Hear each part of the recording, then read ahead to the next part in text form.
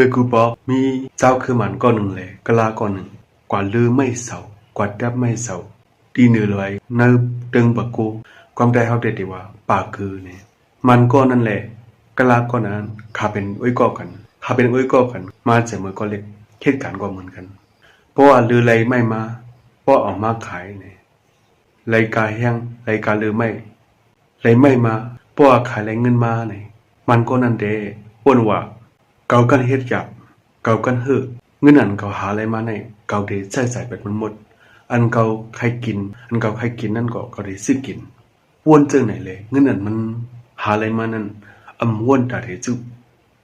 ซื้อกินอันเรียนวันซื้อกินตั้งกินอันเรียนวันเพราะว่าพักไหนก็กินเนื้อหมูกินเนื้อกินปลากุตากะลาก็นั่นเด้เงินอันหาอะไรมา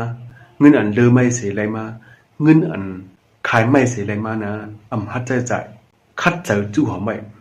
พอมือไล่เหตุการณ์เลือไล่เงินเลือเลยไล่เงินเลือก็เนี่ย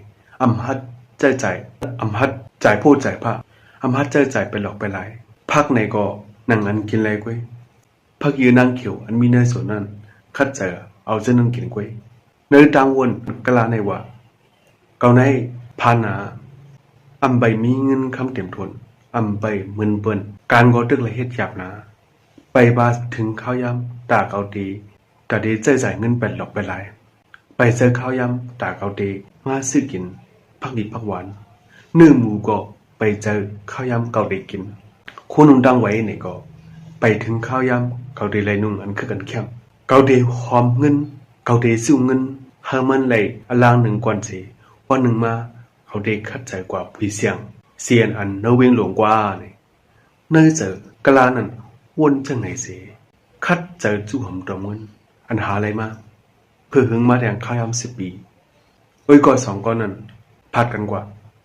มันก็นั้นก็แปลว่าลือไม่มาข้าวยำดังหึงเรียกลือมันผ้ามันก็ตามัดมันก็ปอกเขี้ยมยาวแลลงกว่าอังกว่าสืบเรียกลืออันมาเพื่อเลือกเรียกลืออันคึกอันมันเลยใจเลยอันมันถูกใจยาวเสืออ้างกว่าเคกามันเพื่ออ้างกว่าเคกามันดีโปเล่งเจ้าเสียงนั่นโปเล่งเจ้าเสียงนั้นซ้ำเป็นก็มันไตก็กะลามันอันขายามกว่าลือไม่จำกันเมื่อเปิ้นมาขายาม10 ปีไปมันก็ฮู้ว่าเป็นก็มันดีเลี้ยวเป็นไตก็มันก็ในยาวเลยสั่งทำกะลานั้นว่าก็ในเป็นก็หาเมื่อป่วนมาอันหาก่อนลือไม่จำกันดีเหนือลอยเติงประกูนั่นนำจะห้าว่าจังไหนเป็นก็หามันจะห้าตวงเฮ็ดคือแลปอมาจังไหนล่ะมันกันหึงเยี่ยวเนาะลัดความตรงตักกันเยี่ยวมันก็นั่นอามอลองพวกขาแปลกเปิงกันกว่าแฮงน่ะมันจังถามกะลานั่นว่าก็หาไหนเกิดก็เกิดดีเลวันกวยก็หาซ้ำเป็นปอเลี้ยงเจ้าเสียงอันเยอะอันโดงเสียหาซ้ำตึกไหลเลือไม่อยู่ล่ะในเป็นกอบสาถามจังไหนก็กะลามันก็นั่นจังยุ่มเสียดอกว่าคนเจ้าคือมึงมาจุไหนก็ปือกินเนื้อหมูเจ้าหนาเลยในเขาอันกะลานั่นใครว่าในก็บอกว่าก็มันเจ้าคือมันก็นั่นไปบาถึงข้าวยามตาดี3 ปีกู้ของเงินคำไปถึงข้าวยามไปบาถึงข้าวยามอันดีเลยจ่ายเงินไปถึงข้าวยามอันดีเลยกินพักดีพักหวานเลยคัดใจจู่ของเงินสิมีเยื่องหมายตาตั้งนาเลยสั่งเลยลือไม่อยู่ตัวถึงตัวเร็วแน่ลองอันไหนมันนำเจอในเชิงขาในมันเป็นลองอันมีมาเตะขาออกคนมึงมันเท่าขาไหนมังเจอก็เองของนะพอเมื่อเขาขาหาเงินนั้นเขาขาดอะไรมีเชียงใหม่หนึ่งอันนั้นอย่างคือเขาขาดที่ป้นรถจัดปานกวาดผ่านจัดปานอันในเหตุการณ์หยาบนั้นเขาขาดอะไรให้ถือเขาขาดอะไร10ให้ถือกว่าเขาเดคาดใจกว่าจังหือ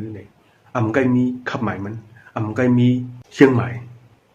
ก็บนนั่นแหละสัตว์ปานเขาขาก็มีรองหลากหลายเสียเมื่อป้นมา10 ปีก่อนเหมือนในยามในก็เติมเหมือนในอยู่นั่นเขาก็บนนั่นแหละเพราะว่าใครออกป้นหลอนไหลในจัดปานอันเฮาขาเป็นอยู่อันเฮาขาใครไหลอันเฮาขาอิ่มใจอยู่ในจื้อ เฮาขาทุลีคัดเจอจู่หอมเงินเสเฮาขาเลยหมอว่าเยื่องใหม่อันเฮาขาใครเฮ็ดเฮาขาเลยหมอว่าเยื่องใหม่เดป่นออกเลยในจัดปันอันเฮาขาอำใครเลยนั่นขาออกในลองตั้ง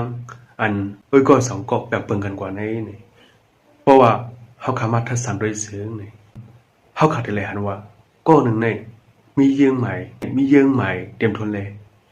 มีลองคัดเจอตาเดป่นออกเลยในจัดปันทุกขะในจัดปันก้อนพันในจัดปันอันอย่าเพี้ยนขันใจนั่นเขาแต่ก้อนหนึ่งนั้นซ้ำเลยอันไรมาเนี่ยอันหาไรมาเนี่ยดีใจเป็ดเย้ากว่าวันไหนวันนั้นสิดีมีเยื่องใหม่มันมีดังคัดเจอมีลองเย็นกันเลย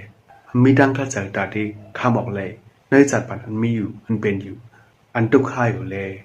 มีเยื่องใหม่เตรียมทนนั่นก็ออกเพราะก็หมอจู่หอมเงินไว้ตาตั้งนาตาดีเฮ็ดสั่งตาดีควักหน้ากันมันกวาดแหงเนี่ยเฮาขาดเลยหันจังดีเด็กก็ออกก็เบิ่นนั่นแหละเนี่ยเพราะว่าเฮาขาใครป่นหล่นเลยในจัดปันทุกข์ในจัดปันอันเฮาขาเป็นอยู่มีอยู่สัตว์ปันอันเฮาขาไหลเจอจัดปันอันเฮาขาอิ่มจันเจอเนี่ยเฮาขาถูกเดียวตอนสอนเนื้อลองเปิงเป็นก็สองก็หรือไม่จอมกันให้สิเฮาขาอย่าไปใครคำเจ๊จิมพ่องมือไปถึงข้าวยำเลยเฮาขาอย่าไปเคยกินเนื้อหมูเจ้าขาเดลัดแทงกำหนึ่งค่ะอยากเคยกินเนื้อหมูเจ้าขาครับวิดีโอในเดมีหนังเลยค่ะชุมชำว่าวิดีโอในเดมีฟันดิดาก็ขอพี่น้องค่ะยินจะมันแบงค์โดยสุดค่ะเปิดทบกันวิดีโอมาแทงค่ะมาส่งค่ะ